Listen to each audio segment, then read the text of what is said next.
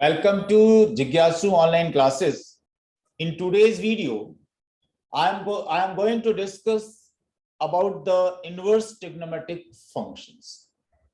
आपका term 1 board exams चल रहा है। इस बोर्ड एग्जाम्स में मैथमेटिक्स के इस चैप्टर से रिलेटेड जितने टाइप ऑफ क्वेश्चंस हो सकते हैं, हम लोग उन ऑल टाइप ऑफ क्वेश्चंस को डिस्कस करेंगे। आप इस वीडियो को अगर एंड तक देखते हैं तो आपका ये कंप्लीट रिवीजन हो जाएगा और टाइप ऑफ क्वेश्चंस जो आपके यहाँ हो सकते हैं, पूछे जा सकते हैं, वो हम लोग कवर कर चुके हैं। सबसे पहले आपको ये समझना है कि कौन से फंक्शंस इन्वर्टिबल होते हैं, क्या कंडीशंस हैं for a function to be invertible. आपको चैप्टर 1 में रिलेशंस एंड फंक्शंस में बताया गया है only bijective functions are invertible. अगर आपसे पूछा जाए कि कोई फंक्शन इनवर्स एग्जिस्ट करेगा या नहीं एग्जिस्ट करेगा, तो आपको क्या चेक करना होगा कि वो फंक्शन बाइजेक्टिव फंक्शन है या नहीं। तो आपको ये देखना है कि आपने जैसे बात किया कि इनवर्स ट्रिग्नोमेट्रिक फंक्शंस, तो क्या ऑल ट्रिग्नोमेट्रिक फंक्शंस आपके इन्वर्टिबल हैं, बाइजेक्टिव हैं? Answer is no, they are not bijective. But if we restrict their domain and codomain, then they can be made invertible. तो जिस डोमेन में वो इन्वर्टिबल होते हैं उनको हम बोलते हैं प्रिंसिपल। जिस डोमेन एंड कोडोमेन में वो इन्वर्टिबल होते हैं, बाइजेक्टिव होते हैं, जो रिस्ट्रिक्टेड डोमेन्स हैं, उनको हम लोग प्रिंसिपल वैल्यू ब्रांच बोलते हैं।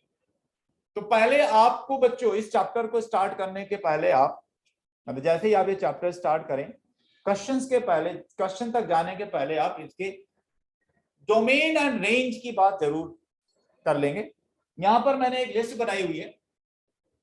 ये ऑल 6 ट्रिग्नोमेट्रिक फंक्शंस जो हैं, साइन, कॉस, टैन, ये कहां पर इन्वर्टिबल होते हैं वो मैंने डोमेन लिख रखा है और वो मैंने रेंज भी लिख रखा है।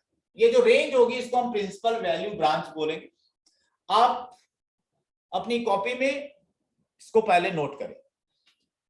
साइन इनवर्स एक्स का y is equal to sine inverse x, ये हमारा साइन फंक्शन इन्वर्टिबल तब होता है जब हमारा y की जो वैल्यूज होती हैं वो -π/2 और π/2 के बीच में होना चाहिए, इंक्लूडिंग -π/2 एंड π/2। तो इसका जो रेंज है साइन इनवर्स एक्स का मतलब y की जो पॉसिबल वैल्यूज हैं उसको हम रेंज बोलेंगे और x की जो पॉसिबल वैल्यूज हैं उसको हम डोमेन बोलेंगे। तो domain of this function is -1 to 1 including -1 and 1। Sign inverse x का जो रेंज है वो -π/2 से π/2, तो इसको हम लोग प्रिंसिपल वैल्यू ब्रांच बोलेंगे, क्लोज इंटरवल -π/2 से π/2। सभी लोग इस टेबल को जरूर से नोट करें, ये बेसिक है, इसके बिना आपका क्वेश्चन नहीं सॉल्व होगा, ये जरूरी है। कुछ टेक्निकल क्वेश्चंस आएंगे, अगर आपको प्रिंसिपल वैल्यू ब्रांच और इनका डोमेन रेंज नहीं पता है तो क्वेश्चन आपके गलत हो सकते हैं। तो ये टेबल आप बना लीजिए। इस टेबल में sine inverse, cos inverse, tan inverse, cosec inverse, sec inverse and cot inverse, all 6 inverse trigonometric functions के हमने डोमेन और रेंज लिखा हुआ है। आते हैं नेक्स्ट। अच्छा, ये आपकी एनसीईआरटी बुक में भी टेबल मिल जाएगी, आप उसको रेफर कर लीजिए। ओके, अब आते हैं कि कितने टाइप्स के क्वेश्चंस इस चैप्टर में पूछे जा सकते हैं। सबसे पहले तो इसी प्रॉपर्टी पर बेस्ड एक क्वेश्चन हमने लिया है, वो देखिए आप यहां पर कहा गया the domain of the function sine inverse 3x - 1 is, sign inverse 3x - 1 का आपको डोमेन बताना है। तो यहां पर आपका फंक्शन है y is equal to sine inverse 3x - 1। आपको क्या बताया गया? डोमेन का मतलब होता है all possible values of x। तो यहां देखो आपको y is equal to sine inverse x का तो मैंने बताया था ना, साइन इनवर्स x का डोमेन मतलब x की वैल्यूज क्या थी? -1 और 1 के बीच में, इंक्लूडिंग -1 and 1। तो यहां पर x की जगह में क्या है? इन प्लेस ऑफ x क्या है? 3x - 1। तो क्या होगा? 3x - 1 should be in between -1 to 1। अगर 3x - 1 -1 और 1 के बीच में है, तो x की रेंज पता कर लीजिए आप। तो अब तो आपको इनइक्वालिटी सॉल्व करना है और x की वैल्यूज आपको मिल जाएंगी। तो हमने 1 ऐड, -1 है तो 1 ऐड कर दिया, तो -1 + 1 यहाँ आ जाएगा 3x -1 + 1 और 1 + 1, तो ये क्या आ जाएगा बच्चों, ये हो जाएगा 0 और ये आ जाएगा 3x और ये आ गया 2। तो 3 से डिवाइड करेंगे तो आपको x की वैल्यूज मिल जाएंगी। x की वैल्यूज क्या मिल गई, 0 से 2/3। तो डोमेन क्या आ गया, B is the right option. आपको इसी तरह के डिफरेंट फंक्शंस के लिए डोमेन एंड रेंज का क्वेश्चन पूछा जा सकता है। एनसीईआरटी में इंक्लूड नहीं किया गया, बट डिफरेंट रेफरेंस बुक्स में और सैंपल पेपर्स में अगर आप देखेंगे तो domain of N inverse trigonometric function से रिलेटेड क्वेश्चन आपको मिलेगा। तो एक तो आपका ये क्वेश्चन हो गया डोमेन एंड रेंज से रिलेटेड जो आपको स्टडी करना है। अब दूसरे क्वेश्चन पर आते हैं। ये आपका है प्रिंसिपल वैल्यू ब्रांच से रिलेटेड। जैसे आपको बताया गया है, जैसे आप लिखते हो tan थीटा = x, तो थीटा = क्या आएगा, tan इनवर्स x। तो इनफैक्ट x क्या है, x तो है, x है हमारा tan थीटा। तो आपने कहा tan inverse tan theta = theta होता है, tan inverse tan theta = theta होता है, but it is true only in the principal value branch.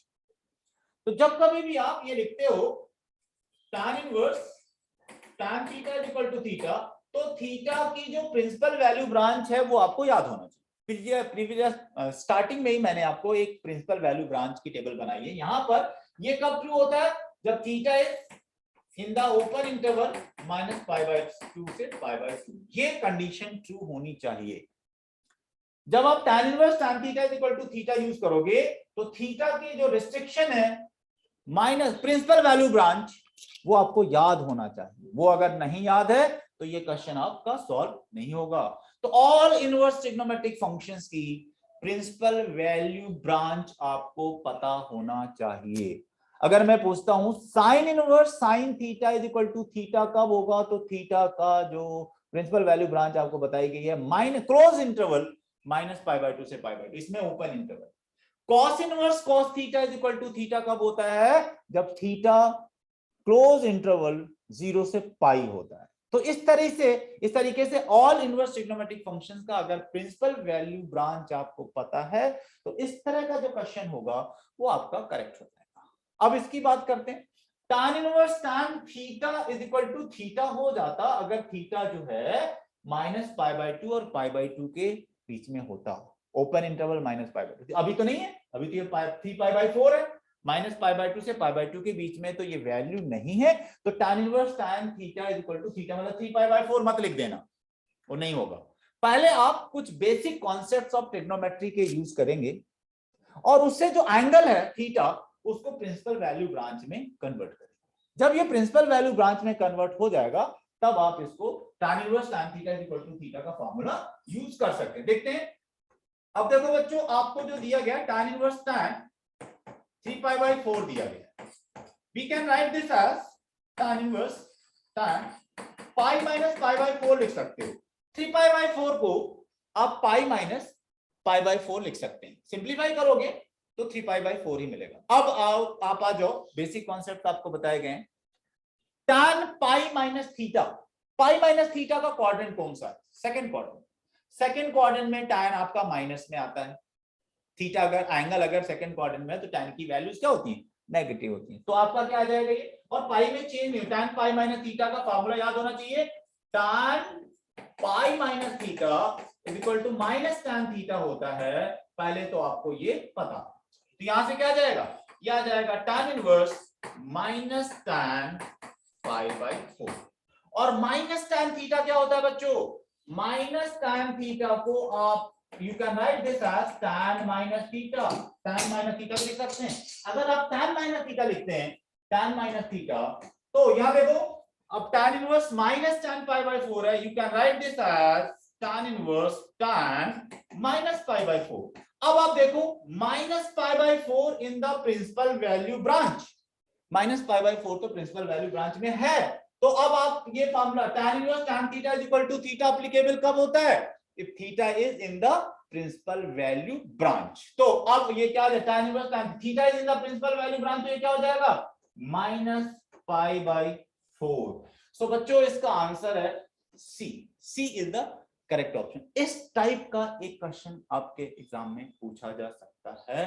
तो क्या करना है, प्रिंसिपल वैल्यू ब्रांच आपको पता होनी चाहिए, और प्रिंसिपल वैल्यू ब्रांच में ये tan inverse tan theta is equal to theta applicable, sin inverse sin theta is equal to theta, cos inverse cos theta is equal to theta, but makes your theta should be in the principal value branch.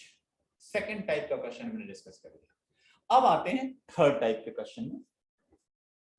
अब बच्चों principal value branch का ही application है, क्योंकि term 1 board exams में only multiple choice questions ही पूछे जाने हैं। तो ये जो टेक्निकलिटीज हैं जहां से मल्टीपल चॉइस क्वेश्चन बन सकता है उस पर आपको फोकस करना चाहिए ऑल चैप्टर्स में। तो अभी मैंने ये इनवर्स ट्रिग्नोमेट्रिक फंक्शंस का चैप्टर लिया है। फर्स्ट चैप्टर का वीडियो ऑलरेडी अपलोडेड है हमारे उसमें चैनल में, और थर्ड एंड फोर्थ चैप्टर का भी वीडियो अपलोडेड है। आज मैं आपको अभी एक वीडियो और अपलोड करूंगा जो चैप्टर 5 से रिलेटेड होगा, उसको भी आप देख लेंगे। आपका 6th of this month board exam जो होगा उसमें बहुत हेल्प मिलने वाली है इन वीडियो से। तो अब देखो, आपको क्वेश्चन दिया गया है cos inverse alpha plus cos inverse beta plus cos inverse gamma is equal to 3 pi, then alpha into beta plus gamma plus beta into gamma plus alpha plus gamma into alpha plus beta is equal to क्या होगा। तो अब देखो cos inverse theta के बाद cos inverse x, ये cos inverse x को आपको बताया गया है ये होता है belongs to 0 to pi. Principal value branch ये आपका कहां पर होता है, 0 और पाई, इंक्लूडिंग 0 एंड पाई। ठीक बात है। तो maximum value of cos inverse x क्या हो सकती है, पाई हो सकती है। cos inverse alpha plus cos inverse beta plus cos inverse gamma is equal to 3 pi is possible only when all these three are at maximum stage. मतलब तीनों पाई के इक्वल होंगे, मैक्सिमम ही पाई के इक्वल हो सकती है इनकी maximum values. cos inverse x की मैक्सिमम वैल्यू पाई हो सकती है और मिनिमम 0 हो सकती है। जब तीनों मैक्सिमम पाई पाई पाई होंगे तभी ये तीनों ऐड होकर के 3 पाई बना पाए। ठीक है। तो अब हमें यहां से इस रिलेशन से पता चल गया कि cos इनवर्स अल्फा किसके इक्वल है, this is equal to pi. cos inverse alpha is equal to pi and cos inverse beta is also equal to pi and cos inverse gamma is equal to pi। अगर cos inverse alpha pi है तो alpha कितना हो जाएगा, cos pi। अब आपको बच्चों beta is also equal to cos pi, gamma is also equal to cos pi। अब पता होना चाहिए cos pi की वैल्यू कितनी होती है। cos pi होता है -1। एक फॉर्मूला लिख लो बच्चों, cos n pi, cos n pi होता है -1 टू द पावर n। तो cos pi जब आप लिखोगे तो इन प्लेस ऑफ n 1 है तो हो जाएगा -1 की पावर 1 तो आएगा -1। तो cos pi होता है -1। तो यहां से अल्फा इज इक्वल टू क्या हो गया, -1, beta is equal to -1, gamma is equal to -1। Alpha beta gamma तीनों की वैल्यूज हमें पता चल गई हैं। तो अब अगर आपको अल्फा बीटा गामा पता है तो इसमें अल्फा बीटा गामा की वैल्यूज रख दीजिए, you will get the answer for this question. इस तरह का एक क्वेश्चन फॉर्म किया जा सकता है। अब आते हैं हम लोग नेक्स्ट टाइप के क्वेश्चन में। बच्चों ये जो बात आपको मैं बताने वाला हूं, बहुत से क्वेश्चंस ऐसे मिलेंगे आपको जिसमें अगर ये कॉन्सेप्ट पता है तो वो सारे के सारे सॉल्व हो जाएंगे। ये कॉन्सेप्ट क्या है, किसी भी एक इनवर्स ट्रिग्नोमेट्रिक फंक्शन को रिमेनिंग 5 में कैसे कन्वर्ट करते हैं। अगर आपको ये कॉन्सेप्ट की क्लैरिटी है तो इस तरह के जितने भी क्वेश्चंस हैं सारे आपसे सॉल्व हो जाने वाले हैं। अब जैसे देखो यहां पर, यहां tan है और यहां cos इनवर्स है और यहां tan इनवर्स है। अगर ये tan इनवर्स हो जाता, अब आपको एक फार्मूला बताया गया है, tan inverse x plus tan inverse y is equal to tan inverse x plus y upon 1 minus x। ये अप्लीकेबल होता है अगर x और y पॉजिटिव है तो x इंटू वाई की वैल्यू लेस देन 1 होना चाहिए। तो ज्यादातर तो बच्चों आपको एक जनरल कंडीशन वाला ही क्वेश्चन पूछा जाता है बोर्ड एग्जाम। तो यहां देखो, अगर ये tan इनवर्स के फॉर्मेट में cos इनवर्स भी होता और tan इनवर्स 1/4 तो है, तो इन tan inverse x plus tan inverse y का फॉर्मूला यूज करके मैं उसको एक में बदल देता और यहां tan इनवर्स है तो इसको tan में लाना है। अगर यहां sin होता तो sin इनवर्स में कन्वर्ट करते। तो आपको पता है जो भी ट्रिग्नोमेट्रिक रेशियो यहां दिख रहा है उसी के फॉर्मेट में इसको कन्वर्ट करना है। अब बात ये आती है कि cos इनवर्स 3/5 को tan इनवर्स के एक फॉर्मेट में कैसे कन्वर्ट करें, यही सीखना है आपको। जिसको कन्वर्ट करना है cos इनवर्स 3/5 को कन्वर्ट करना है, जिसको कन्वर्ट करना है उसको आप ले लीजिए, लिख लो, ठीक है। लेट cos इनवर्स 3/5, ये एंगल ही तो है, let this is equal to theta. और अगर cos इनवर्स 3/5 थीटा है तो यहां से देखो बच्चों cos थीटा क्या हो जाएगा, cos थीटा हो जाएगा 3/5। अब cos थीटा पता चल गया है, आपको क्या करना है, tan इनवर्स में कन्वर्ट करना है। तो cos थीटा पता है तो tan थीटा पता कर लो। उसके लिए तो 10th क्लास में भी आपको कुछ बातें बताई गई थी, ट्रायंगल यूज करके आपको पता कर लेते हो, वो भी यहाँ अप्लाई कर सकते हो। अदरवाइज आपको जो ट्रिग्नोमेट्रिकल आइडेंटिटीज पता है वहां से सॉल्व कर लीजिए। cos थीटा पता है तो आप sin थीटा पता कर लो, क्या हो जाता है, √1 माइनस cos स्क्वायर थीटा, क्या हो जाएगा बच्चों, 1 माइनस 9/25। इसको सिंप्लीफाई करोगे तो ये 4/5 आ जाएगा। अब आपको sin थीटा पता चल गया तो tan थीटा क्या होता है, tan थीटा होता है sin theta upon cos theta, sin theta upon cos theta.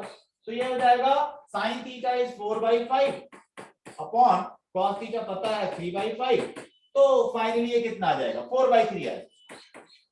मतलब आपको cos थीटा पता है तो tan थीटा पता चल गया। अब देखो भाई tan थीटा कितना आ गया, tan थीटा आ गया 4/3, theta is what, tan inverse 4/3। और थीटा था क्या, थीटा तो cos इनवर्स था, तो cos इनवर्स 3/5 किसके इक्वल आ गया, tan इनवर्स 4/3 के इक्वल आ गया है। ओके, तो बच्चों अब क्या होगा, ये है tan, ये क्या हो गया, cos इनवर्स को बदल दिया आपने, कन्वर्ट कर लिया tan inverse 4/3 plus tan inverse 1/4। अब क्या होगा, मैंने क्या कहा था, अगर ये tan इनवर्स में कन्वर्ट हो गया, ये tan इनवर्स में ऑलरेडी है, tan inverse x plus tan inverse y का फॉर्मूला पता है, तो ये क्या आ जाएगा, ये आ जाएगा this is equal to tan of tan inverse x plus tan inverse y, क्या हो जाएगा, tan inverse x plus y upon 1 minus x into y. Simplify this, ये आपका जो भी आएगा यही इसकी वैल्यू हो जाएगी। आप सिंप्लीफाई कर लीजिए, आपको इसका आंसर मिल जाएगा। तो इस क्वेश्चन को लेने का हमारा टारगेट क्या था कि एक इनवर्स ट्रिग्नोमेट्रिक फंक्शन को रिमेनिंग 5 इनवर्स ट्रिग्नोमेट्रिक फंक्शंस के फॉर्म में कैसे कन्वर्ट करते हैं। नेक्स्ट क्वेश्चन भी मैंने इसी पर बेस लिया है, आप उसको देख लीजिए। यहां पर मैंने कहा right the value of tan of 2 tan inverse 1/5। तो यहां अगर tan है तो ये सिर्फ tan इनवर्स होना चाहिए, तो ये क्या करेंगे हम लोग, लेट tan इनवर्स, वैसे तो मैं पूरे को 2 tan इनवर्स को भी अगर थीटा लेकर के चलता तब भी ये सॉल्व हो जाता, बट अगर मैं सिर्फ tan इनवर्स 1/5 को अल्फा से डिनोट कर देता हूं तो tan अल्फा कितना आ जाएगा, tan अल्फा आ जाएगा 1/5। और हमें जो पता करना है वो क्या है, वो तो है tan, और 2 तो है यहां पर, इसको tan इनवर्स 1/5 को मैंने अल्फा पता लिख दिया है। तो इनफैक्ट हमें tan 2 अल्फा चाहिए, tan 2 अल्फा चाहिए और tan अल्फा की वैल्यू पता है। तो कुछ ट्रिग्नोमेट्रिक रिजल्ट्स अगर आपको पता है, tan 2 थीटा का फार्मूला, tan 2 अल्फा का फार्मूला होता है 2 tan alpha upon 1 minus tan square alpha. तो अगर मैं tan अल्फा की वैल्यू जानता हूं, यहां पर पता है मुझे, तो यहां पर वैल्यू रखूंगा tan square alpha, tan alpha 1/25 हो जाएगा। सिंप्लीफाई दिस, आपको tan 2 अल्फा मिल जाएगा। इनफैक्ट हमें tan 2 अल्फा ही चाहिए। तो ये कुछ मैंने देखो, इनवर्स ट्रिग्नोमेट्रिक फंक्शन बहुत ज्यादा चीजें नहीं है। प्रिंसिपल वैल्यू ब्रांच आप याद करिए, डोमेन एंड रेंज, मतलब कहां पर ट्रिग्नोमेट्रिक फंक्शंस को इन्वर्टिबल बनाया जा सकता है, वो रिस्ट्रिक्टेड डोमेन एंड रेंज आपको पता होना चाहिए, और उसके एप्लीकेशन बेस्ड क्वेश्चन मिलते हैं। एक इनवर्स ट्रिग्नोमेट्रिक फंक्शंस को रिमेनिंग 5 इनवर्स ट्रिग्नोमेट्रिक फंक्शंस के फॉर्मेट में कैसे कन्वर्ट करते हैं वो पता होना चाहिए। अगर आपको इतने पॉइंट्स पता है तो आपका ये इनवर्स ट्रिग्नोमेट्रिक फंक्शन से रिलेटेड क्वेश्चन गलत नहीं होगा, वो सॉल्व हो जाएगा। एक वीडियो और मैं डालूंगा जिसमें कुछ क्वेश्चंस 10 क्वेश्चंस अपलोड करूंगा, तो आप अगर उसको देख लेते हैं तो फिर आपका ये काम